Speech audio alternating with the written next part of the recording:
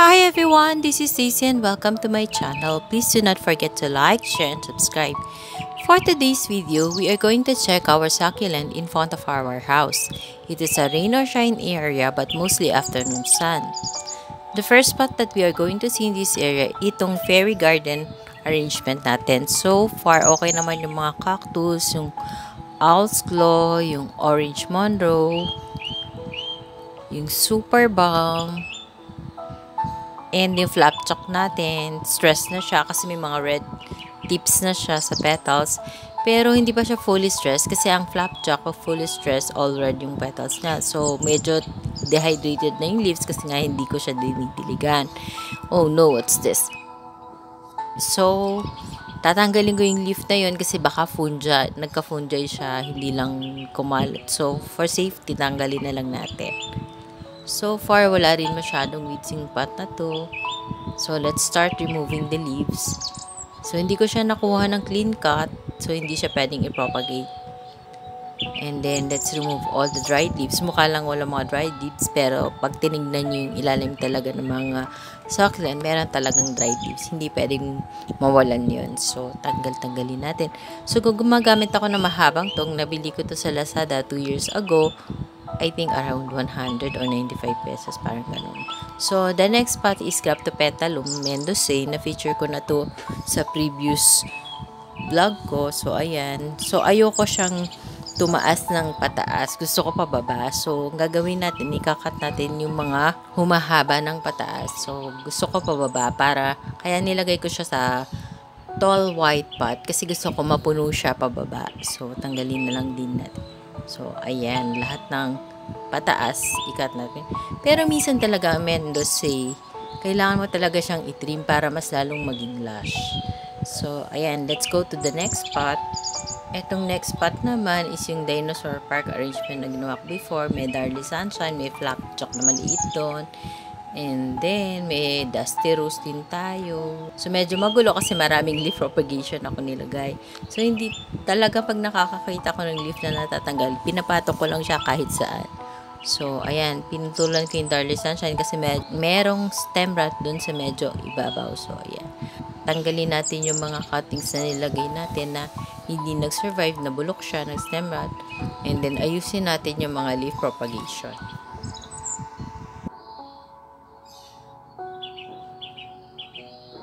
So far, yun lang naman ang always ginagawa ko sa mga succulent pag nagbibisita ako, nagtatanggal ako ng dried leaves, tinitingnan ko kung may mga stem rot, tapos kung may mga cuttings ako makuha, basta tinutusok ko na lang dyan, tapos yung mga leaf propagation na hindi naging successful kasi nabubulok siya, tinatanggal ko din. So, as you can see, pinakita ko din yung example ng leaf propagation kapag tumutubo siya, ganun yung itsura niya. So, iwanan nyo lang dyan, ipatong nyo lang sa patutubo. Tapos tinanggal ko yung Fred Ipes doon kasi parang hindi siya masyadong naaarawan kasi nasa likod. Kesa mag-ethylolate siya, lagay natin dito sa tabi ng dusty rose. So, ito naman yung next spot. Ito yung princess. Tignan nyo yung isa, parang magkakaroon ng crown rat kasi nauulanan nga siya. Siguro hindi ko natanggal yung tubig kasi hindi ako palagi bumibisita sa area na to. Ayan. So, tanggalin natin yung mga dried leaves.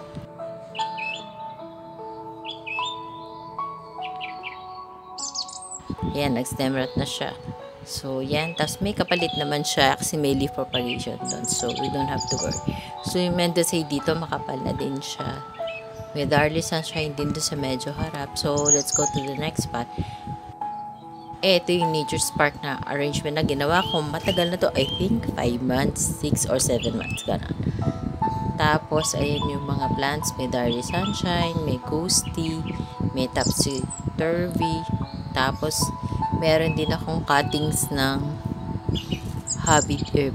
Habit ear ba yung tawag dito? Pero maliit siya eh. Maliit na habit ear, ganyan. Tapos, yung Topsy-Turvy, marami na siyang babies kung nakita nyo. So, ang gagawin ko doon, tinatanggal ko yung leaves para maarawan siya. Yung nasa ilalim ng leaves ng mother plant para maarawan siya. So, ganun lang ginagawa ko. Kasi pag hindi siya naarawan, mag-ethylolate nga yung mga babies. So, ayan. And hindi biro mag-alaga ng mga succulent kasi it requires time and effort.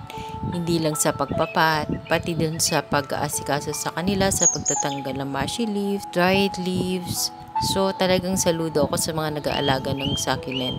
Passion talaga yung pag-aalaga and pagkakolekt ng succulent, hindi basta-basta. Kasi kung wala kang patience na mag-alaga at maglaan ng oras dito, sigurado mamamatay lahat ng succulents mo pag hindi sila binigyan ng time para bisitahin.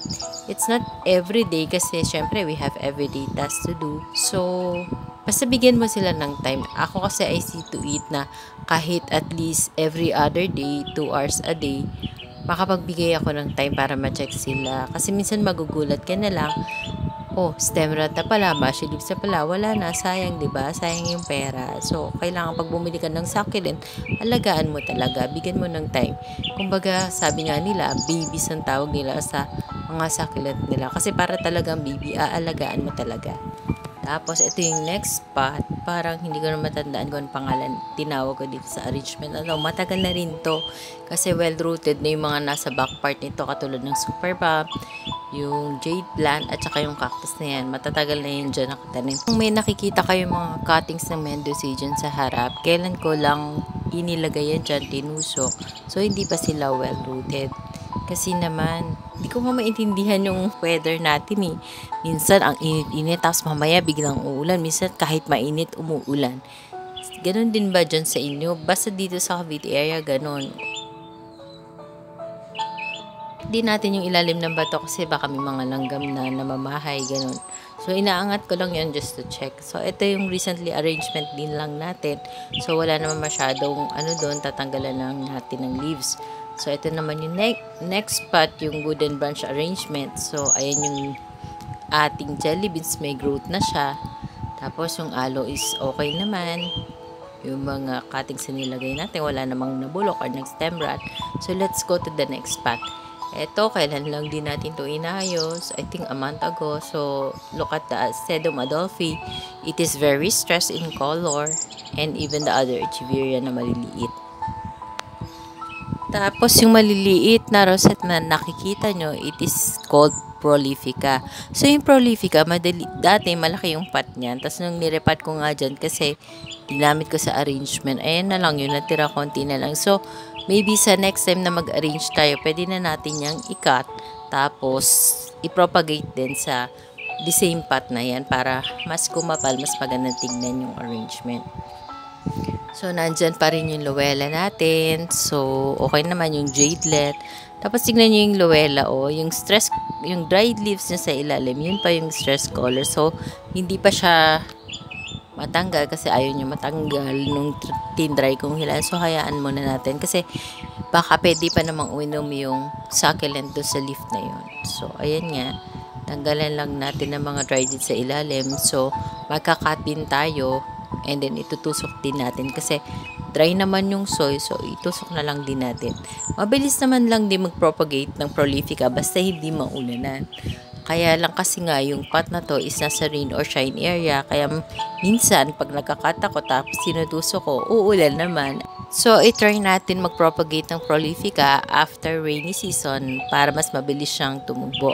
One of the best tip na may bibigay ko sa inyo guys is magtanggal kayo ng dried leaves, lalo na sa ilalim ng mga echeveria. Once na nabasa o naulanan yan or nagdilig kayo, sigurado magkakaroon ng pest. Or worst pa, magkaroon ng stem rot yan. Kasi syempre nabubulok siya pag nababasa yung mga dried leaves eh. So, iwasan natin yun. So, dito sa arrangement na to, makikita natin yung Lady in Pink or Pretty in Pink. So, as you can see, nagsisimula na siyang ma-stress. Meron din ditong Cryptopetalum myrinae, konting Sedum Adolphi. Nandito pa din yung flower ng cactus na feature ko din sa previous video ko. You can check it out. Tapos, etong bluish gray, maganda tong succulent na to, pero hindi ko matandaan yung name niya. So, ayan. So, sa medyo harap niyan, naglagay ako ng mga Cryptopetalum myrinae. Ang tinusok-tusok ko lang yan nung isang araw. So, hindi pa siya rooted. So, yung mga house bird, minsan dyan sila naglalaro.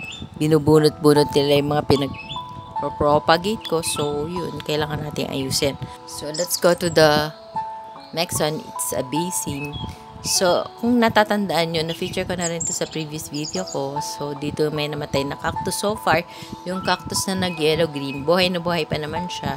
So, maraming maliliit na leaves kasi propagation ko yun ng Mirene, but unfortunately, wala pa ako nakitang tumubo. So, let's go to the next basin. Ito yung tinatawag nilang Purple Delight. Actually, yung Purple Delight tsaka Super Balm, para magkamukha siya, pero may difference siya. Minsan nalilito din ako, pero pag pinagtabi mo yung dalawang part, may kaibahan talaga sila. Next time, itry kong i-vlog yun. So, ito yung Graptopetalum Mendocine. Ang ganda ng pagkabilog niya. As in, parang bouquet. Tapos, yung jade plant ko dito, naka-recover na. Yung leaves, kinain ng caterpillar. So, tumubo na. So, itong Echeveria na to, hindi ko pa rin alam ang name. Yung aloe, okay naman. Tapos, ito yung Kalanchoe na pinutol ko before maliit pa yung leaves, ngayon makapal na siya. So, kung natatandaan nyo, naglagay ako ng 3 leaves for propagation dito. Ayan o, mayroon na silang baby. O, diba? Kung tinapon natin yung leaves, diba sayang? I think ghosty yung leaves na to eh. And then, sa ilalim nung jade plant, is nandun yung may isang propagation ng Purple Delight. So, ayan. Kung makikita nyo din yung bluish gray na sa akin, na hindi ko din alam yung name. If you know the name, guys, please comment below. Yung aloe, okay naman siya dyan. Tapos may tiger aloe din sa likod ng aloe. So, let's go to the next pack. Ito, wala pang 1 month tong basin arrangement. Ito yung pinalitan natin ng soy mixture. So far, wala namang dapat ayusin. Cacti arrangement naman na to, wala ring problema. So, hayaan na lang natin siya. So, ito naman yung pot natin ng Graptopetalum Mendocine. So, maganda pa rin siya, interesting color. May tumubong succulent sa likod, hindi ko alam kung anong name. So, marami din siyang aerial root. So, hayaan na lang natin. Pero, tignan nyo yung langit, hindi na tayo pwedeng mag-cut at kailangan na natin pumasok at baka bumagsak na ang ulan. So, bisitahin naman natin yung pinat natin ng mga succulent. So, magtanggal tayo ng mga dried leaves. Oh, ayaw pa. Teka lang, tatanggalin natin yan. Ayan, tanggal ko na. So, ang mga dried leaves naman, madaling matanggal. Kaya lang, pinilit ko yung isa kasi kita ko dry naman na siya. Kaya lang, mukhang may problema tayo sa succulent na to. Mukhang nagmashi siya. Wait guys, check natin. Ayan na nga. Mushy leaves nga siya. Alam niyo kung bakit guys?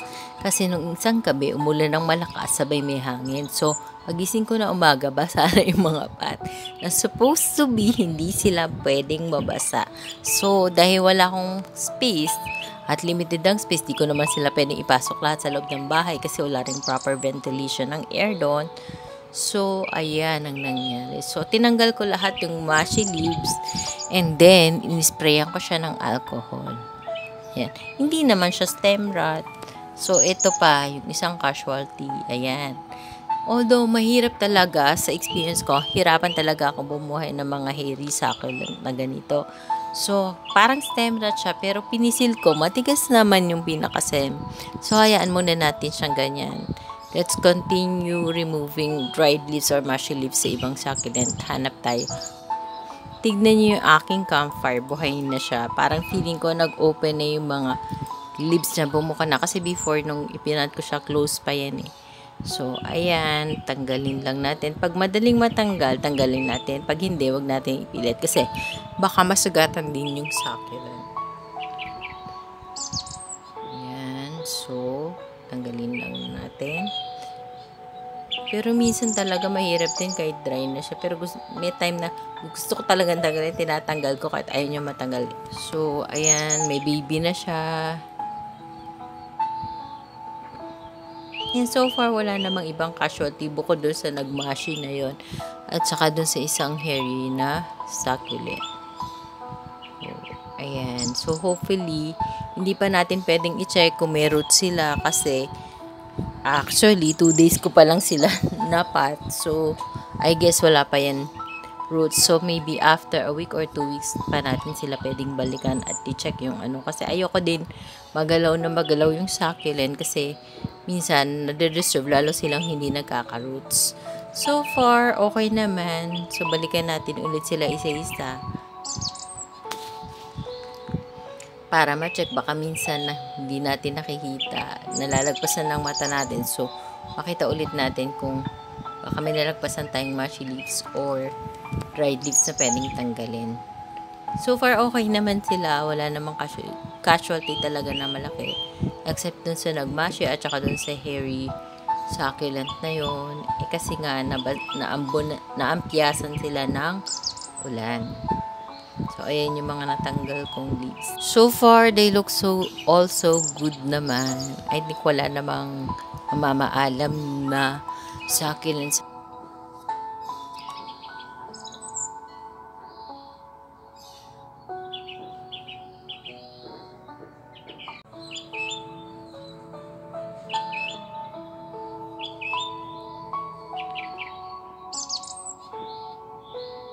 Ito marami tong aerial roots eh. Ayan, as you can see. Pero ayoko siyang ikat. Iniisip ko nga ikakat ko ba o ano. Paghihiwa-hiwalay ko. Para kasi maganda siya pag ganun. Hayaan na lang natin yung aerial. Punta tayo sa isang mas maliit na table. So, itong laman. So, ito yung nagmashi. Kaya siya basa kasi pinaliguan ko siya ng alcohol para kung may bakterya pa sa kanya o ano, mamatay. Bago pa niya ma-invade lahat ng leaves at maging mushy. Sayang naman. Ang ganda-ganda pa naman nun. Ang laki. Yun nga yung mahirap sa mga chubby leaves, diba? So, let's visit yung Asterias and Gymno na tinanim natin. Tingnan natin kung may roots na.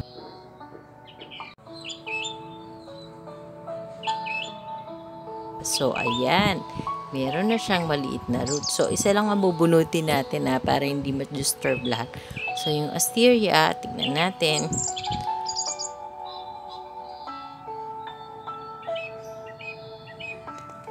So far, merong maliliit na roots, maninipis, pero hindi kasing laki ng roots nung sa Gymno. So, that's it for today's video, guys. I hope you like my sharing for today's video.